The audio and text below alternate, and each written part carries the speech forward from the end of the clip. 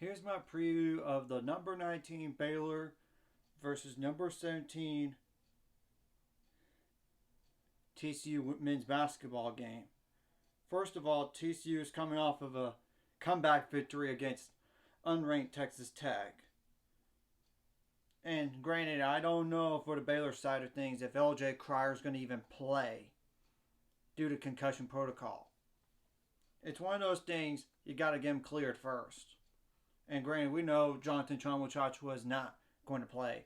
But there is hope that he could play in February.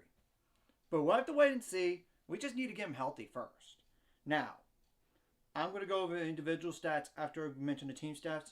TCU, they average 78.1 points per game while they allow 61.2, a good defense, 45.3%, offensively 39.8 rebounds per game, 16.9 assists per game, 5 blocks per game, 9 steals per game, and they won 10 straight games.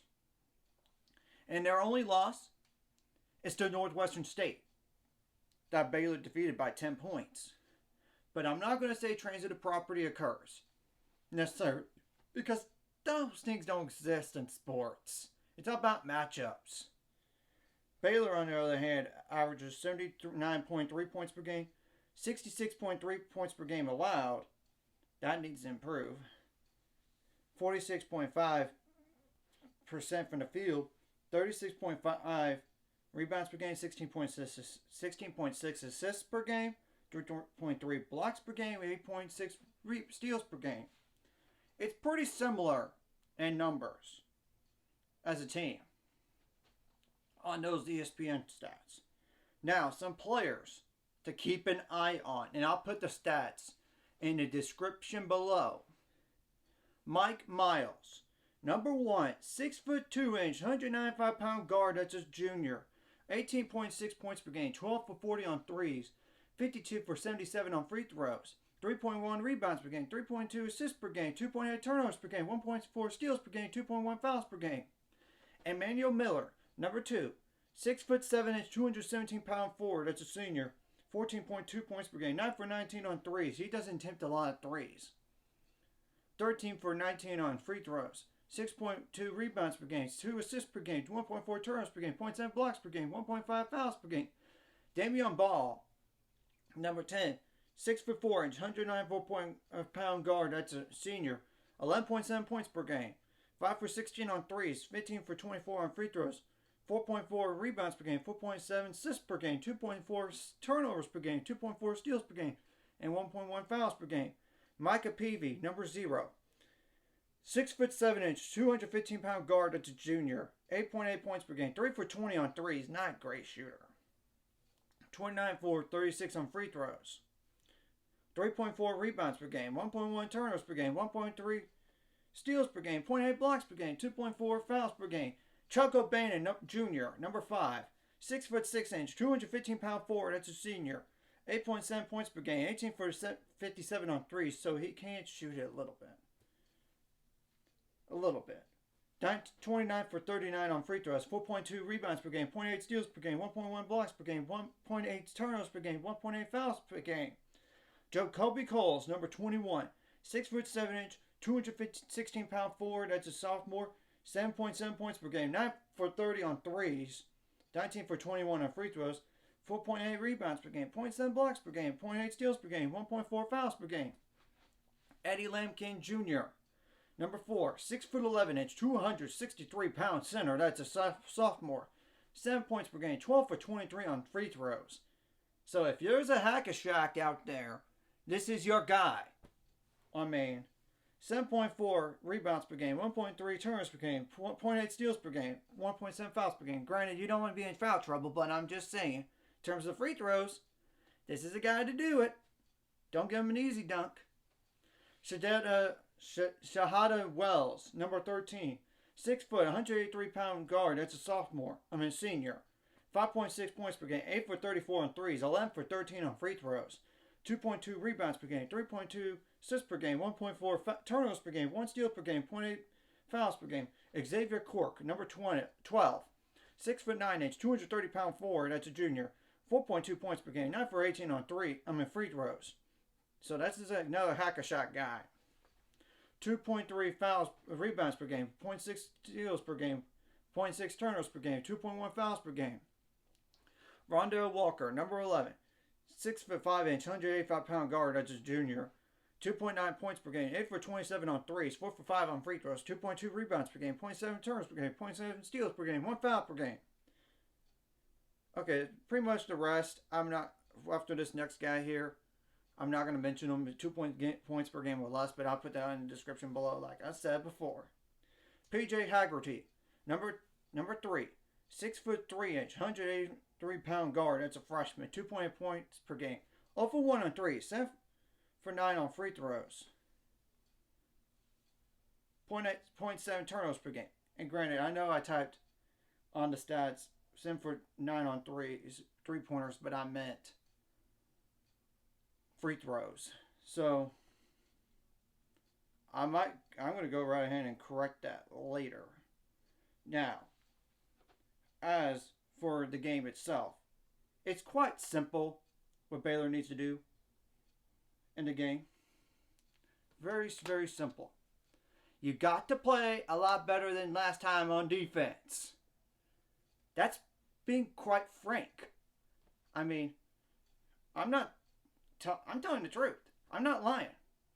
You got to be better on defense. You got to create more pressure. You can't allow shooters to get open. Don't let any clean looks to anybody from the perimeter. I know they might not be the best shooters in the world, but the thing is, if you give them clean looks, they might make them. You got to get on them. I mean, Iowa State was a offensively challenged team, and they blown it. They scored too much. Obviously, you gotta do a better job on points in the paint, second chance points, bench points against you, and you need your bench to step up in this game, unlike the last. Rebounds.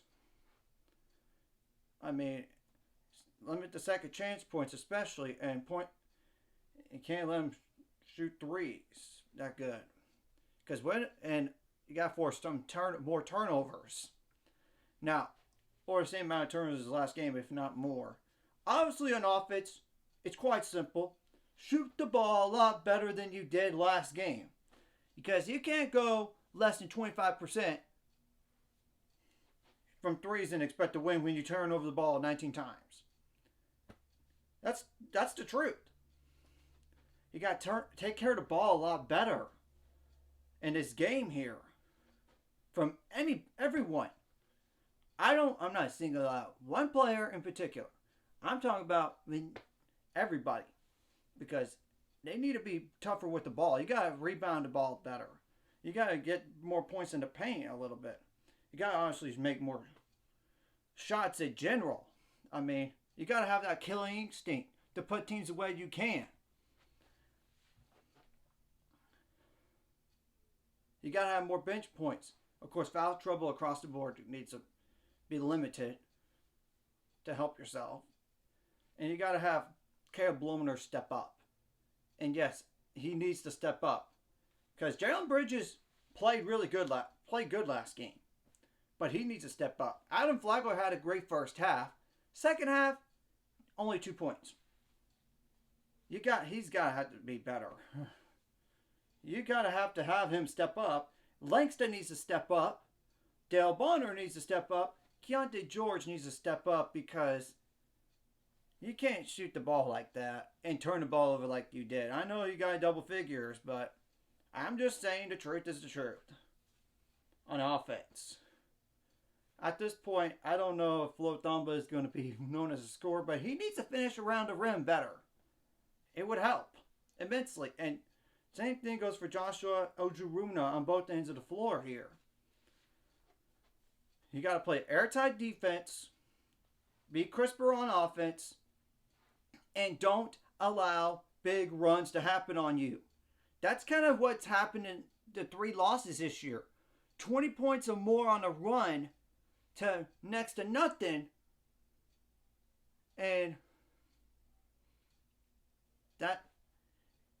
But then you try to climb back, but you can't. You couldn't. In that Marquette game, you couldn't even get it respectable. Yet in the Iowa State game, you got it close, but then they extended again. You can't make mental mistakes in this game. And granted, most of the players, that was the first Big 12 game for some of those, like Joshua Ujuluna, Langston Love. Not really Dale Bonner. He played last year. Not really LJ Cryer or Flo Thamba. Joe Bridges, he's been used to the Big 12, but it's on a different team now. Granted. And Keontae George, of course. So, I'm just saying the obvious here. And you need to protect home court now. Especially when it's hard to win on the road in the Big 12, the best conference in America. And that's not based on my research alone. But look at the RPI, the BPI, the strength of schedule remaining for all these teams in the Big 12. They're in the top 10 for a reason. It's because everyone is in the top 45 right now in one category in terms of like team rankings. They're really strong, but I know it's kind of skewed because of their schedules, everybody, and the non-con doing so well, but you get the point. There's no bad team in the Big 12 here. You got to come out ready to go, stay focused on both ends of the floor, stay hungry, and put teams away when you can. And you got to have that fighting instinct to get back into the game if you're down, instead of laying on the floor and saying, I surrender, I surrender, I surrender. You can't quit. You got to be fired up and ready to fight. I'm not talking about physically. I'm talking about mentally. Get ready and have that fighting instinct in your head. As in, like, we're not going to go back down in this game here. So, anyways, if you like this content, hit the like and subscribe button. I'll see you guys later. It's going to be 500 subscribers. We're on the road to it. Let's go.